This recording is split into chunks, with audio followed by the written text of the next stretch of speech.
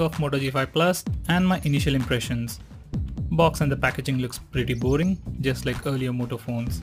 This is a 4GB variant with 32GB internal storage, sold at 16,999. There is another variant with 3GB RAM and 16GB internal storage, sold at 14,999. As of now in India, both are sold exclusively on Flipkart.com. At the top we have the phone itself. Let's come back to it in a minute. Next we have a power adapter, charging cable, earphones, SIM ejector pin. At the end we have some documentation, and that's it. Just like with Moto G4 Plus, we get turbocharge adapter with 15 watts output. Now let's go back to the phone. I'll power on the phone, and by the time I quickly configure it, let's go through the physical overview and the complete specs. On the front we have the 5.2-inch Full HD IPS display covered by a Corning Gorilla Glass 3. Below that we have a fingerprint scanner, and for the first time in Moto G's history, it comes with some cool gestures. Above the display we have the ambient and proximity sensors, front-facing speaker along with earpiece, and a 5MP camera with wide-angle lens and f2.2 aperture. At the top we have the SIM card tray that houses 2 nano SIM slots and a dedicated SD card slot. Yes, just like the G4 Plus, we can insert 2 SIMs and an SD card on this phone, and it also supports adaptive storage, so you can use your SD card as your internal storage and install apps on it.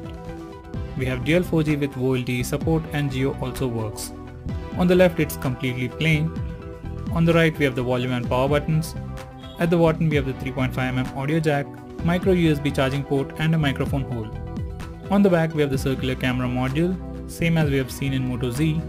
It houses a 12MP camera with dual autofocus pixels with f1.7 aperture and dual tone dual LED flash. Following that we have a Moto logo and NFC. Under the hood it sports a Snapdragon 625 CPU, Adreno 506 GPU, and this entire setup is powered by a 3000 mAh non-removable battery. Out of the box it's running Android 7.2 Nougat. Unlike Moto M, G5 Plus has all the famous Moto gestures and Moto display. Out of the 4GB of RAM we have 2.5GB of free RAM and 26GB of free space for user apps and user data. By default we get the Google Pixel launcher or a clone of that. We have quick shortcuts, and you can swipe up to open the app drawer. By the way, G5 Plus, like all the previous generation of G phones, comes with water repellent coating. It's just repellent coating, so don't dare drop it in water. G5 Plus is very similar to G4 Plus in terms of design elements and placements of different components. Like the front-facing speaker, we still have the 3.5mm audio jack, micro USB charging port along with fast charging. But in terms of design and looks, it's definitely a huge improvement. All the chamfered edges metal back makes it looks very premium. It is definitely the most premium looking Moto G phone ever. This iconic circular camera design has a disappointing camera bump, and unlike with the Moto Z series phones that has modular design, this bump doesn't do anything on this phone. The complete unibody metal design like Moto M would have been great, but this design also looks pretty good.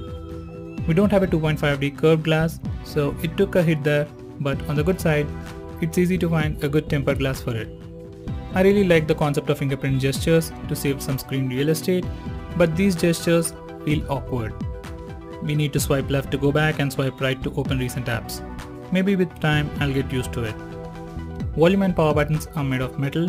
Volume buttons are nicely elevated and have a nice tactile feel to them.